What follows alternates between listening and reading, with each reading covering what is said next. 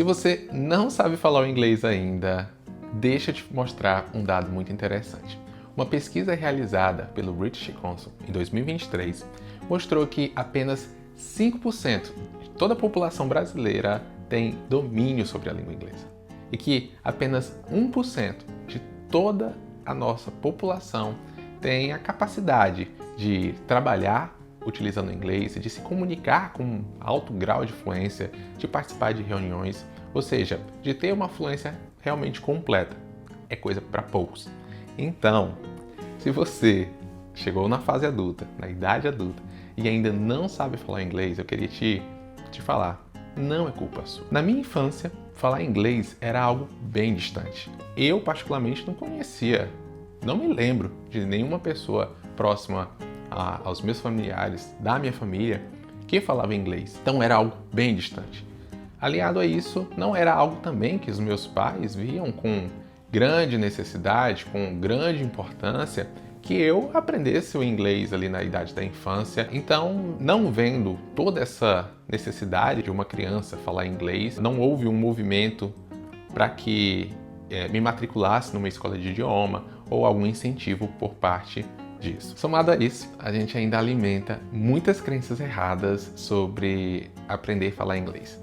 Eu achava que depois que eu aprendesse inglês, eu iria conseguir falar qualquer coisa. Eu achava que simplesmente fazer um bom curso de inglês também fosse me dar todo o domínio de inglês que eu gostaria.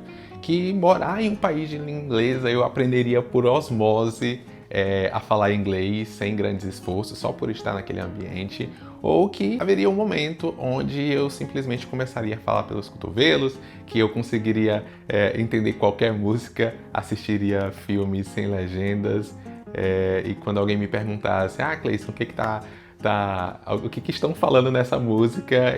Estão falando isso. Quando ainda hoje, muitas vezes eu não entendo bulhufas do que o artista está cantando ali na música, ou muitos filmes que eu tento assistir com legenda em inglês, ainda sinto muitas deficiências, mas eu vou falar um pouco mais sobre isso depois. Então, sobre essas crenças que a gente constrói sobre aprender inglês, na minha opinião, estão todas erradas. E quando eu via outras pessoas falando bem inglês, eu pensava duas coisas. Ou elas eram mais inteligentes, mais esforçadas do que eu, por terem conseguido aprender esse idioma, ou também pensava que elas sim tiveram mais privilégios, que elas tiveram mais oportunidades. E olha, isso não estava totalmente errado. Muitas vezes, elas realmente tiveram mais oportunidades, mais privilégios. Mas isso não significa que você também não consiga aprender o inglês. Então, não é falta de inteligência, é falta de acesso, é falta de cultura de estudo, é falta de incentivo. O inglês é uma ferramenta muito poderosa de mobilidade social, mas ele não vem naturalmente para pessoas que vieram de origem com menos oportunidade. Deixa eu te contar quando o inglês deixou de ser algo importante para algo que começou a ser um problema real na minha vida. Iniciou na graduação, eu fiz Ciência da Computação, e no curso de Ciência da Computação eu já tinha muitos conteúdos que eu tinha que consumir que eram em inglês. Por exemplo, papers, vídeos no YouTube que não tinha legenda ou tradução. Então, já tinha ali uma necessidade de ter um contato maior com o idioma. Mas foi depois da minha graduação que, já no mercado de trabalho, eu comecei a sentir muita necessidade. Anos após anos, a cada vez que eu ia ganhando mais senioridade como desenvolvedor de software, apareciam mais situações onde eu precisava me comunicar ou eu precisava algum grau de domínio da língua inglesa. E ter esse grau de domínio na língua inglesa era um claro diferencial entre um profissional e outro. Em 2020, antes da pandemia, eu estava trabalhando presencial em Floripa, em um coworking bem grande, bem bonito lá na cidade. E acontecia que nesse coworking tinha muitas pessoas que vinham de outros países que falavam pouquíssimo ou praticamente não falavam português, que estavam ali envolvidas no dia a dia desse coworking.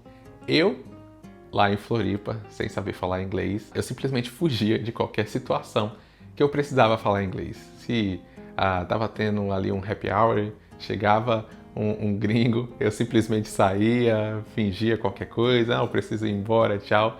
Tudo isso por vergonha, por medo de simplesmente não me sentir confortável de estar no mesmo ambiente onde eu precisasse utilizar do pouquíssimo inglês que eu tinha. Então sim, eu fugia dessas situações. Mas teve uma coisa que aconteceu ainda nesse meu trabalho presencial lá em Floripa, que foi um marco bem importante, que eu sempre me recordo, que acredito que virou uma chave na minha cabeça. Eu estava trabalhando, sentado no meu ambiente de trabalho, do lado de um arquiteto de software. Eu era bem mais júnior do que ele na época, e ele estava participando de uma videochamada com algum outro fornecedor. Eu não estava na videochamada, mas por estar ali perto eu percebi, eu pude acompanhar o que aconteceu. E nessa videochamada eu lembro que ele percebeu que a outra pessoa que estava com ele na videochamada estava com dificuldade de falar o português, e ele sugeriu, se você quiser, a gente pode continuar essa reunião em inglês. E daí para frente, eles continuaram falando inglês para ele com muita naturalidade, com muita tranquilidade. E na minha cabeça foi um impacto muito grande que eu pude perceber. Poxa, se um dia eu quero me tornar um profissional como ele, um arquiteto de software ou qualquer coisa que seja, em sentido de continuar progredindo na minha carreira, eu preciso falar inglês. Não é opcional, é uma necessidade.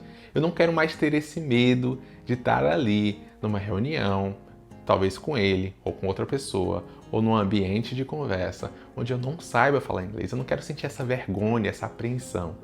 Então, sim, eu tinha medo, e a partir daquele momento eu comecei a fazer uma série de mudanças na minha própria vida para que o inglês se tornasse de fato uma prioridade.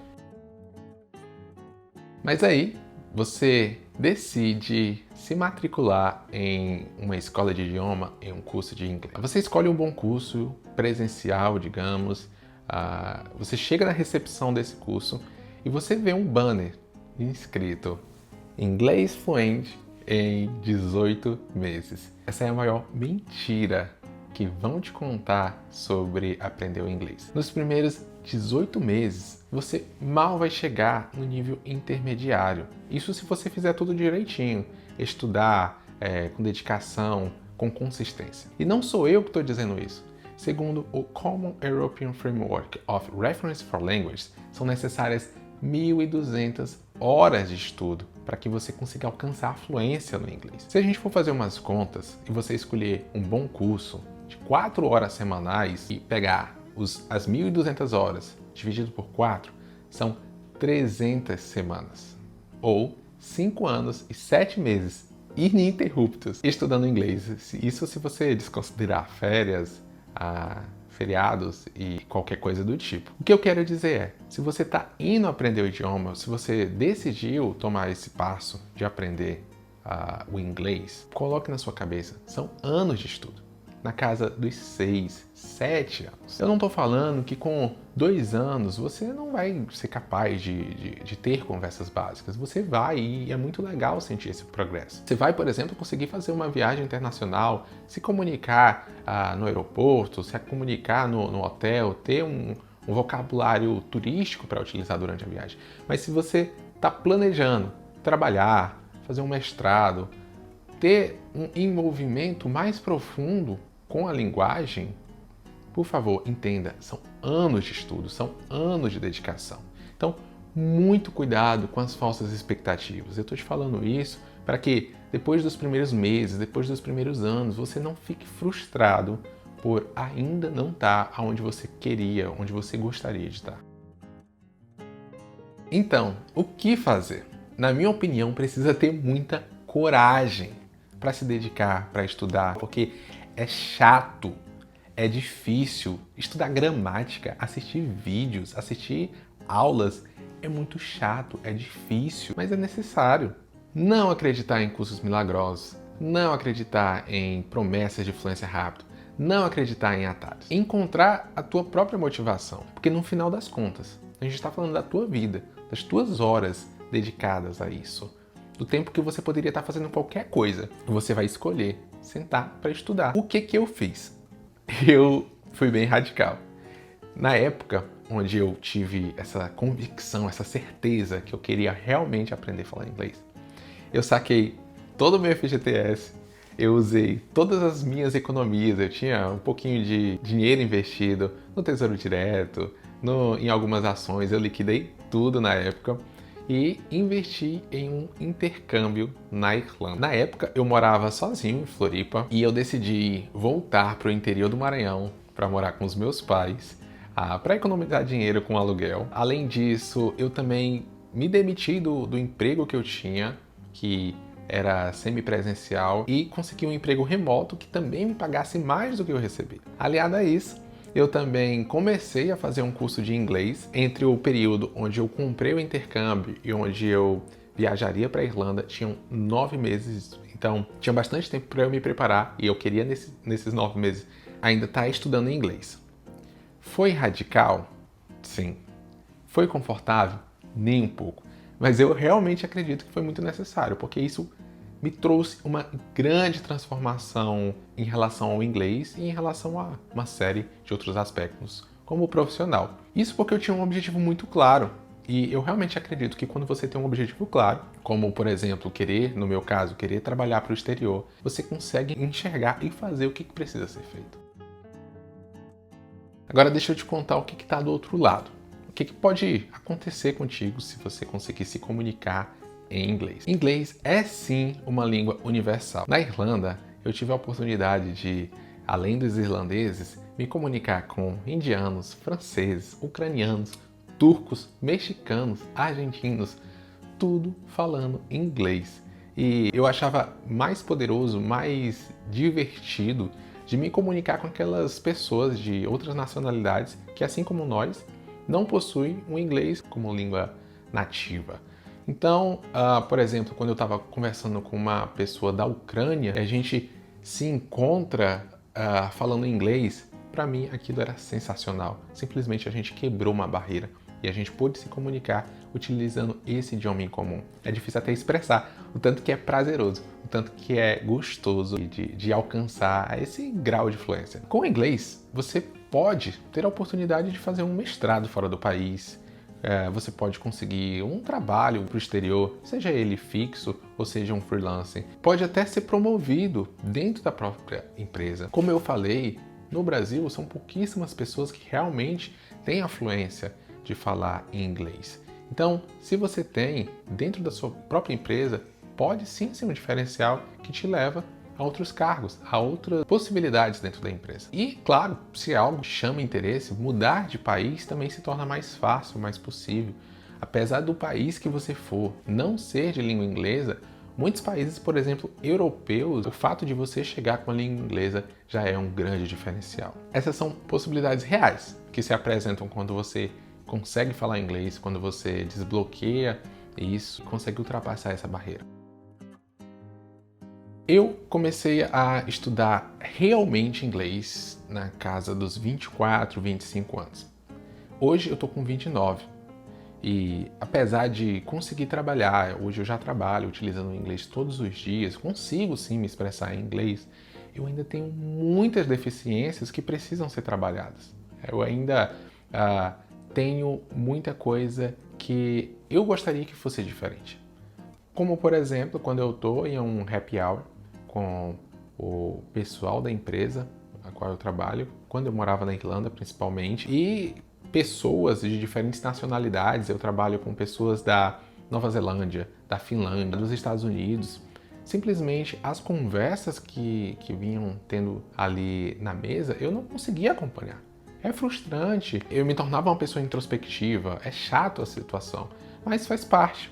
Outra coisa que me deixa bastante desconfortável ainda hoje é ter que fazer apresentações para essas pessoas em inglês. Simplesmente, no que no português eu me preocuparia só com a parte teórica, só com a parte prática daquilo que vai ser apresentado, em uma apresentação para esse público, eu me preocupo muito mais com o vocabulário, com como eu vou falar, com quais exemplos eu vou trazer. Então eu me preocupo muito mais com como eu vou dizer do que aquilo que eu vou trazer. Ou seja, apesar de anos já em contato, imerso na língua inglesa, eu preciso continuar estudando.